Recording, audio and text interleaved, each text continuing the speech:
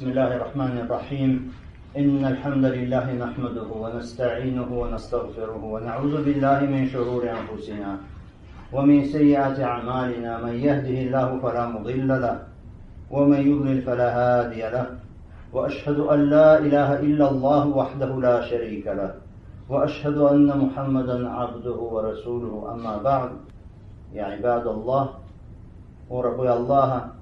Событие, которое вызвало боль в сердцах, то, что случилось во Франции на днях, и подобно этому случалось и не раз в мусульманских странах, в результате которых становятся жертвами невинные души. И подобные действия, они считаются поистине преступлением. Преступлением и одним из видов сеяния порчи на земле.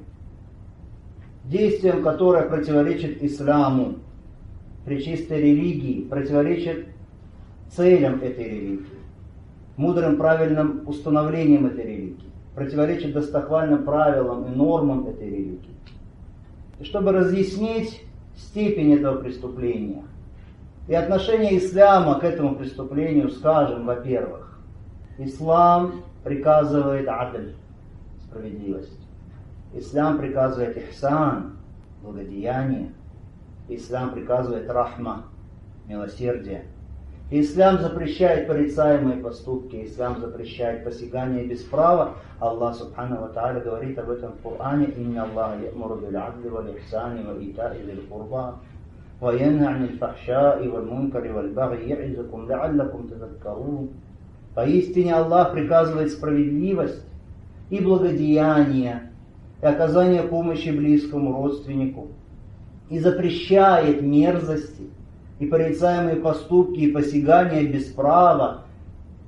Увещевает вас Аллах. Может быть, вы вспомните это назидание. Вот это вот преступление, которое было совершено, нет в нем никакой справедливости. И нет в нем никакого добра. И нет в нем никакого милосердия, рахма. Это лишь порицаемое деяние, это лишь приступание границ. Это преступление.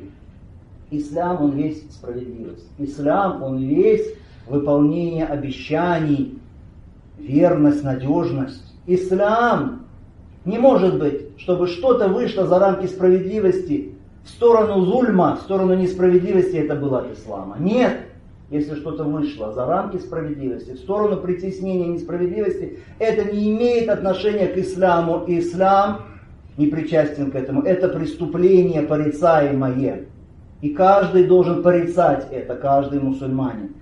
Если что-то вышло за рамки выполнения договора, выполнения обещания, надежности и честности в сторону вероломства, предательства, это не имеет отношения к исламу. В том числе то, что произошло во Франции недавно, все эти убийства и взрывы, которые были осуществлены некоторыми людьми, которые относят себя к исламу, говорят, что они мусульмане, в то время как они не придерживаются хукмов, установлений этой пречистой религии, они не следуют путем книги Аллаха, субхану ва тааля, сунны пророка, алейхиссалату вассалам. Они не придают никакого значения, никакого веса словам предшественников, ас-салафу салих, предшественников этой уммы.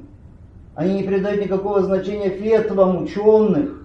Поэтому мы нисколечко не сомневаемся в том, что то, что было сделано из этих взрывов и убийств, что это преступление, это несправедливость, это вероломство.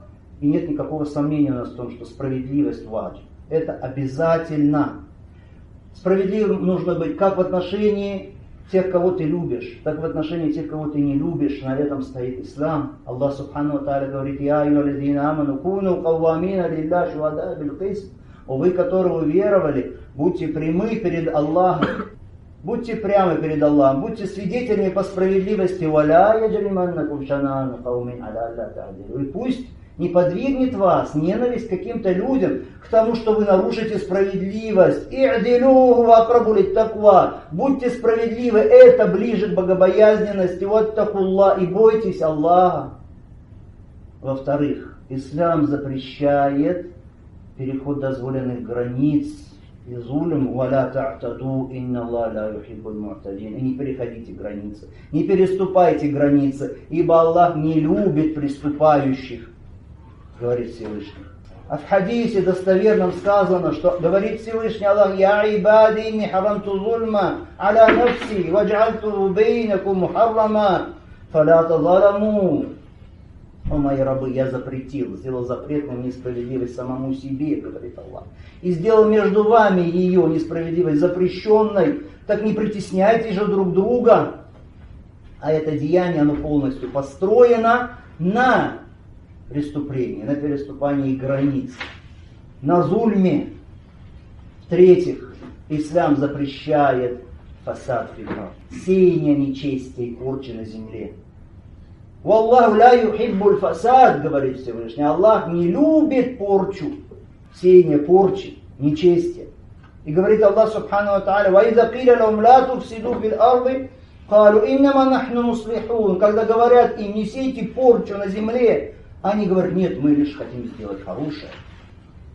Вот это деяние, то, что было сделано, это один из видов порчи, фасад на земле. И из самых худших видов, на самом деле, порчи и нечестия на земле.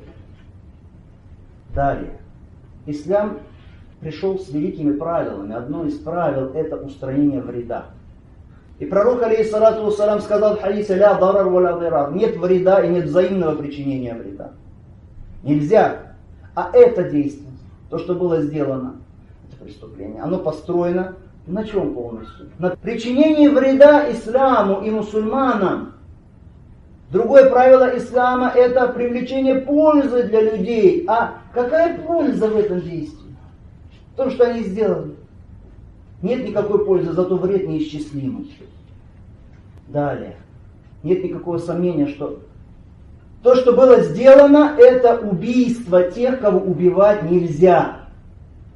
Потому что те, которые не сражаются с мусульманами, из числа неверующих, даже если это на земле сражение, то есть в том месте, где идет война, где идет сражение, даже там нельзя убивать людей, которые не сражаются с мусульманами. Человек, который отстраняется от сражения, будь то женщины, или дети, или беспомощные люди, или инвалиды, или крестьяне, которые заняты своим хозяйством и не участвуют никак, ни в какой войне, ни в каких сражениях, и другие.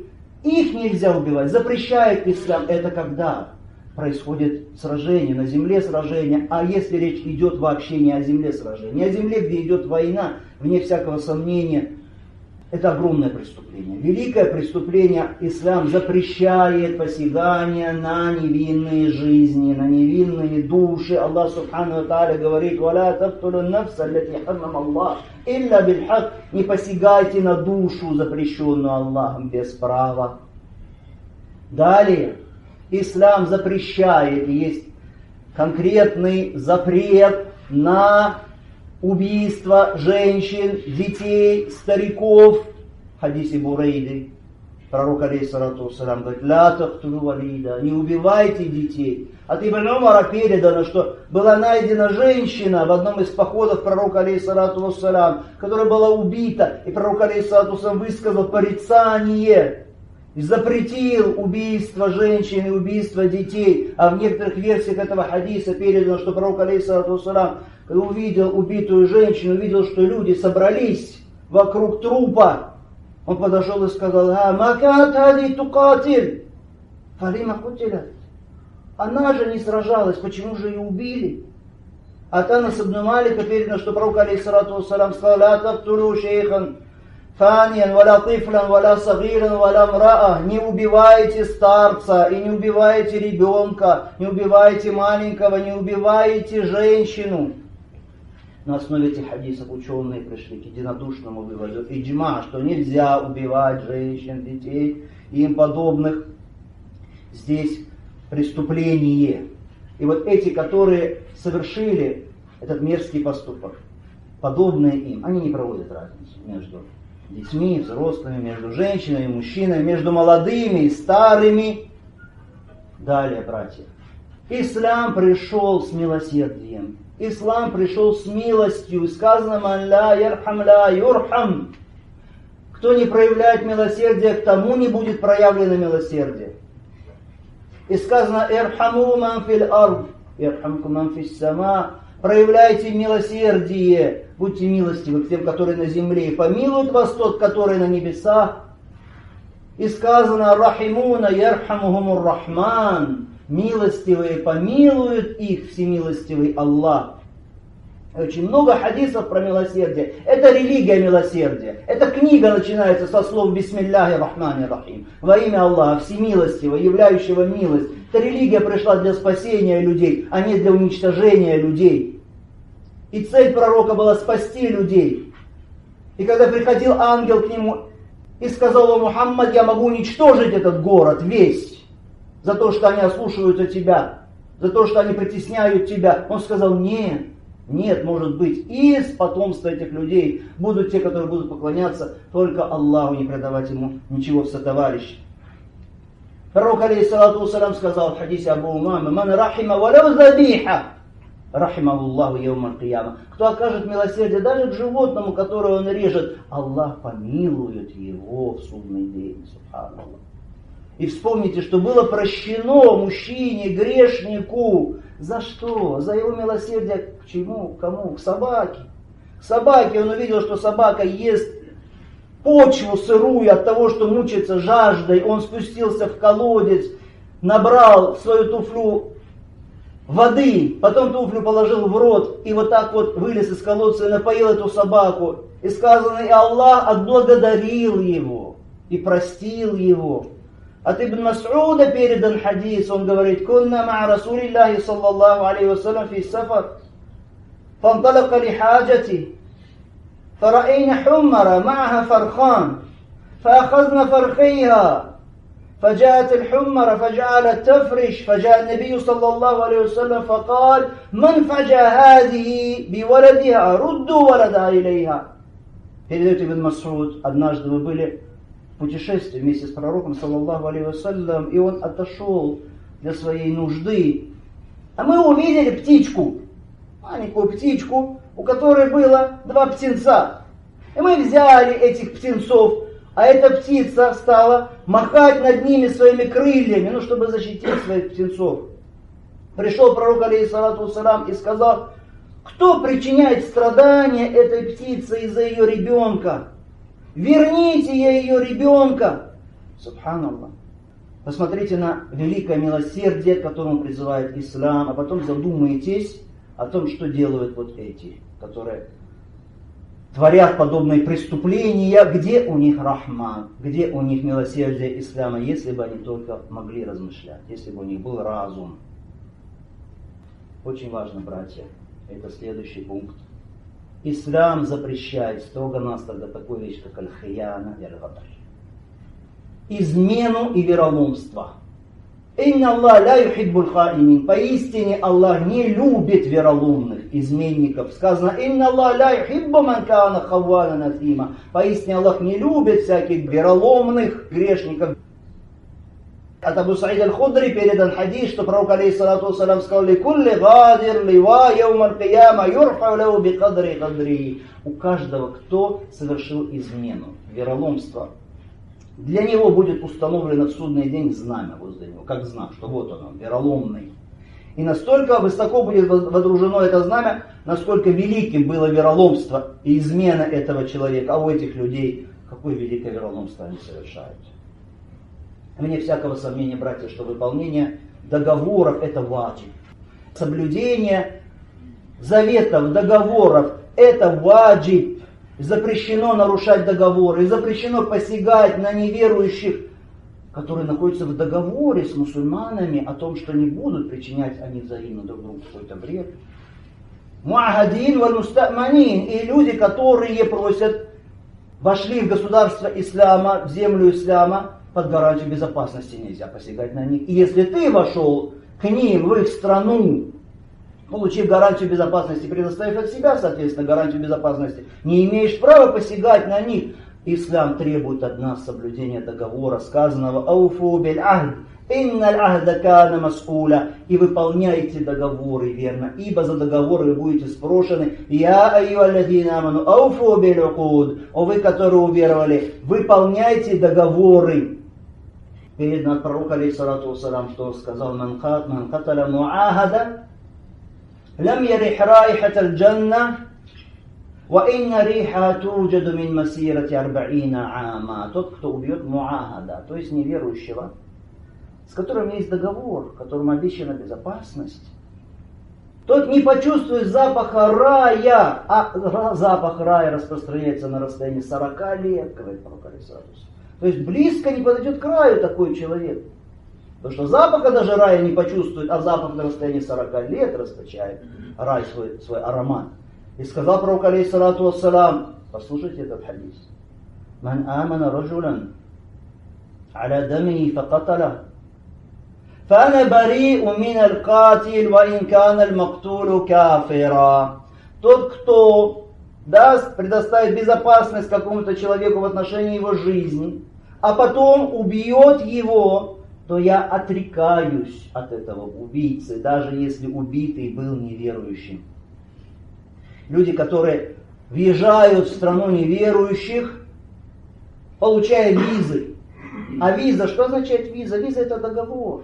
Договор, что они защищают тебя от посягания на твою жизнь, на твое имущество, что ты сейчас вступаешь, получаешь от них гарантию безопасности, и от тебя предоставляется гарантия безопасности, что ты не будешь посягать ни на жизни, ни на имущество, и не будешь сеять порчу.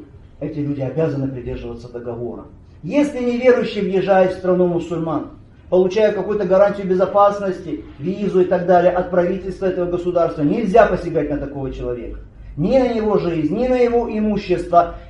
Кто-то скажет, ну это же правитель дал ему гарантию безопасности, не я. Да если хоть самый низкопоставленный мусульманин дал этому неверующему гарантию безопасности, ты не имеешь права посягать на него, потому что ислам, люди ислама, гарантия безопасности одного распространяется на всех, как сказано в хадисе.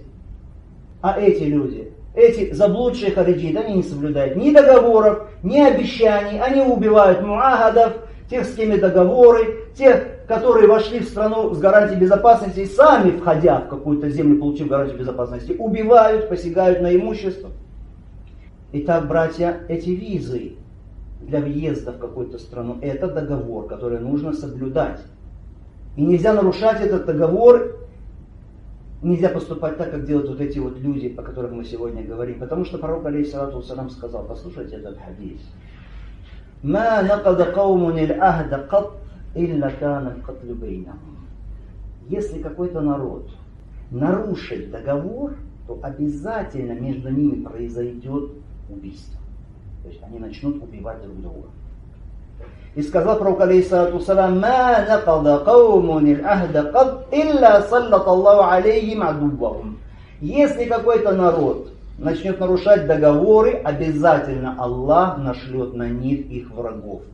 Это то, что происходит с хариджитами, со всеми их группами. Они постоянно нарушают договоры, они постоянно проявляют вероломство и измену в отношении мусульман, в первую очередь, и в отношении мусульман, также взрывая, убивая ни к чему не причастных людей, уничтожая невинные души. Что происходит? Они потом начинают сражаться друг с другом и убивать друг друга, как в хадисе. Или Аллах Субхану ва Тааля направляет против них людей со всех сторон света, которые убивают их и истребляют их. Аллаху муста'ан. Сообщается, что однажды Муавия ради Аллаху Та'аля заключил договор с римлянами. И вот, когда оставалось еще время до истечения договора, Муавия ради Аллаху Та'аля стал двигаться вместе с войском границы с римлянами. Но договор еще не, срок его еще не окончился. Стал двигаться границы, чтобы потом, когда кончится договор, время его, срок его, напасть на римлян. И вдруг прискакал человек на верховом животном. «Вафаля гадар!» кричал он. «Соблюдайте договор, не проявляйте и не совершайте измены. Соблюдайте договор, не совершайте измены». Это был Амр ибн Абас, один из сподвижников пророка, алейхиссалату вассалам. Он сказал: я слышал, как посланник Аллаха, саллаллаху алейхи ва саллям, говорил: «Ман кана бейна ва бейна каумин ахд, фала яхиллу ухда, ва ла яшудду хатта ямдия амаду». Если между кем-то и другим народом есть договор, то нельзя предпринимать какие-то действия, пока не закончится срок договора.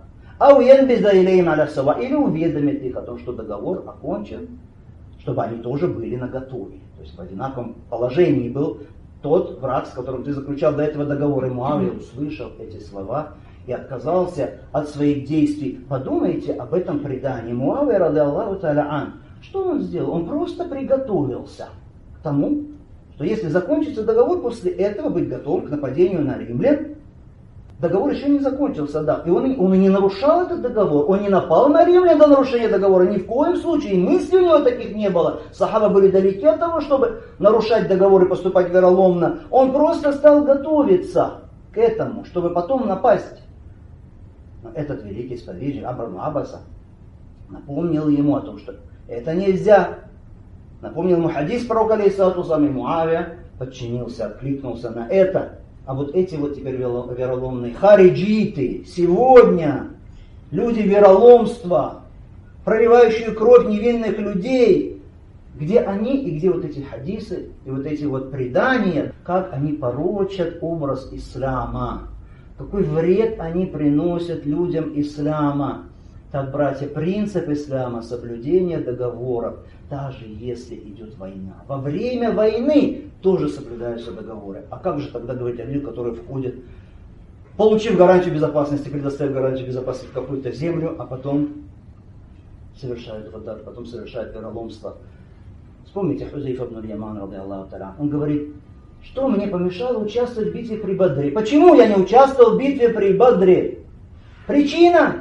Я и мой отец отправились к пророку, саллаллаху алейхи вассалям, в Медину. И нас схватили кафиры, неверующие, курайшиты. И сказали, иннакум туридуна Мухаммада, вы хотите к Мухаммаду отправиться? Факульна ма нуриду. Мы сказали, нет, мы не хотим. Ма нуриду аль-Мадину, просто хотим Медину посетить. Мы не хотим к Мухаммаду. فأخذوا منا عهد الله وميثاقه لننصرفن إلى المدينة ولا نقاتل معه. И они взяли с нас договор именем Аллаха, что мы отправимся в Медину, но не будем сражаться вместе с Мухаммадом, саллаллаху алейхи вассалям, против курайшитов. И говорит Худайф ибн аль-Яман, мы пришли к пророку, алейхиссалату вассалам, и рассказали ему, что произошло. Что он сказал? Он сказал, что? Он разве сказал, ничего, это неверующие курайшиты, ничего страшного, плюньте на то, что они там взяли с вас какое-то слово. Нет, он сказал, инсарифа нафи лахум биахдихим ва наста'ину Аллаха алейхим. Уходите.